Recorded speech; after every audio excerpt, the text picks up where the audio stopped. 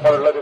നമ്മൾ ഇന്നലെ പറഞ്ഞു വെച്ച കഥയിൽ മഹാനരായ ഖാജാത്തങ്ങൾ ഇവിടെ നിൽക്കുന്ന കാലഘട്ടം, ആ വലിയ പ്രതിസന്ധിയും ബുദ്ധിമുട്ടും പൃഥ്വിരാജിന്റെ ആളുകൾ പ്രയാസപ്പെടുത്തുന്ന സമയത്ത് പല മാന്ത്രികന്മാരെയും വെച്ച് ജ്യോത്സ്യന്മാരെയും വെച്ച് ഖാജാത്തങ്ങളുമായി ഏറ്റുമുട്ടാൻ വേണ്ടി ശ്രമിച്ചു. അവസാന ഖാജാത്തങ്ങളും കൂടെയുള്ള ആ 40 പേർക്കും പ്രത്യേകമായ ഒരു വൃത്തം വരച്ച് അതിന്റെ ഉള്ളിൽ തന്നെ ഖാജാത്തങ്ങൾ ആ 40 പേരെ നിർത്തുക.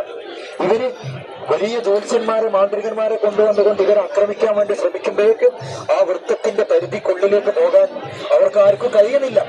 അവസാനം അവരുടെ കൂട്ടത്തിൽ ഏറ്റവും വലിയ ജ്യോത്സ്യനായി മാന്ത്രികനായി അവർ കൊണ്ടുവന്നിരുന്ന അജയ്പാൽ എന്ന് പറയുന്ന വ്യക്തി അന്തരീക്ഷത്തിലേക്ക് ഇങ്ങനെ ഉയരാൻ തുടങ്ങി. അവരുടെ മുമ്പിൽ അത്ഭുതം പ്രകടിപ്പിച്ചുകൊണ്ട് അന്തരീക്ഷത്തിലേക്ക് ഇങ്ങനെ ഉയർന്നു പോകുമ്പോൾ എന്താണ് സംഭവിക്കുന്നതെന്ന് അറിയാത്ത രൂപത്തിൽ നിൽക്കുന്ന സമയം കല്ലുകളിലൂടെ ഇസ്ലാമിലേക്ക് കടന്നു വരുന്നത്. ആ രൂപത്തിൽ അവരുടെ എല്ലാ കുതന്ത്രങ്ങളും പരാജയപ്പെടുന്ന സാഹചര്യങ്ങളുണ്ടായി. അവർ തന്നെ വിശുദ്ധ ഇസ്ലാമിലേക്ക്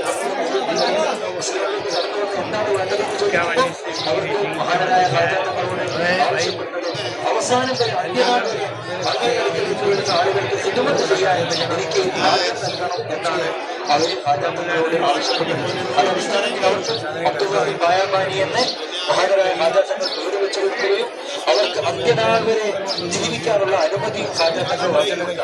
അപ്പൊ അവർ അജ്മീറിന്റെ പരിസരങ്ങളുമായി ഇവിടേക്ക് യാത്ര ചെയ്യുന്ന ആളുകൾക്കുണ്ടാകുന്ന പ്രയാസങ്ങൾക്കും ദുരിതങ്ങൾക്കും പരിഹാരമായി ഇന്നും അവര് ഈ ദർബാറിന്റെ പരിസരങ്ങളിലായി ജീവിച്ചുകൊണ്ടിരിക്കുന്നു എന്നാണ് മഹാന്മാരായ സ്വാധീനങ്ങളും പണ്ഡിതന്മാരൊക്കെ നമുക്ക് പഠിപ്പിച്ചത്. മഹാനരായ സംസ്കൃതന്മാർ ഖാജാത്തങ്ങളുടെ പേരിൽ പ്രത്യേകം എഴുതിയിട്ടുള്ള മൗലിദിലൊക്കെ ഈ സംഭവം പ്രത്യേകം പരാമർശിക്കുന്നുണ്ടപ്പോൾ ഈ അജ്മീർ ദർബാറുമായി ബന്ധപ്പെട്ട പരിസരങ്ങളിലൊക്കെ നമ്മൾ പോകുമ്പോൾ പലയിടങ്ങളിലും വലിയ വലിയ മഹാന്മാരും മഹത്വക്കളും ഒക്കെ ജീവിച്ചിരിക്കുന്നവരും അന്വേഷണം കൊള്ളുന്നവരുമായി ഇവിടെ ഉണ്ടാകുമെന്ന നല്ല ബോധ്യത്തിലാണ് നമ്മൾ ഓരോരുത്തരെയും സമീപിക്കേണ്ടത്. പല രൂപത്തിലും ഭാവത്തിലും ദേശത്തിലും പലപ്പോഴും കുടിലടകുറ്റിയവരായി വസ്ത്രങ്ങൾ പല രൂപത്തിലായൊക്കെ ആളുകളെ കാണും. ആരെയും നിസ്സാരപ്പെടുത്താതെ ഒന്നും നിസ്സാരമായി പരിഹാസ രൂപേണ കാണാതെ നല്ല അതകോടും മര്യാദയും കൂടി ആയിരിക്കണം നമ്മൾ ഈ ദർബാറിലും പരിസരങ്ങളിലും ഒക്കെ നിൽക്കേണ്ടതും. അല്ലാഹു സുബ്ഹാനഹു വ തആല നമ്മുടെ സിയാറത്ത് നമ്മിൽ നിന്ന് കബൂൽ ചെയ്യുമാറാവട്ടെ. നമ്മുടെ പൊരുത്തം ലഭിക്കുന്ന സജ്ജനങ്ങളിൽ അല്ലാഹു നമ്മയൊക്കെ ഉൾപ്പെടുത്തി അനുഗ്രഹിക്കുമാറാവട്ടെ.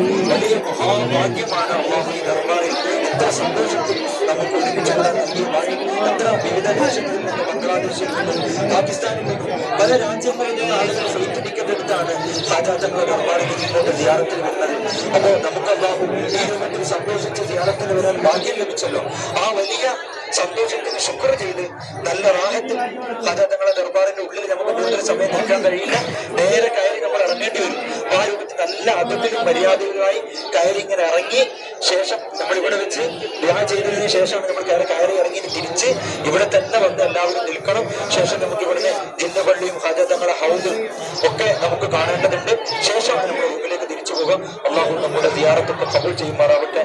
ബഹുമാനപ്പെട്ട തങ്ങള് നമുക്ക് വേണ്ടി ദുആ ചെയ്തു തരും. അതിനുശേഷം നമുക്ക് കുറഞ്ഞ നേരം മലയാളത്തിൽ ദുആ ചെയ്തിട്ട് നമുക്ക് ദർബാറിന്റെ ഉള്ളിലേക്ക് കയറാൻ ഇൻഷാ അല്ലാഹ്.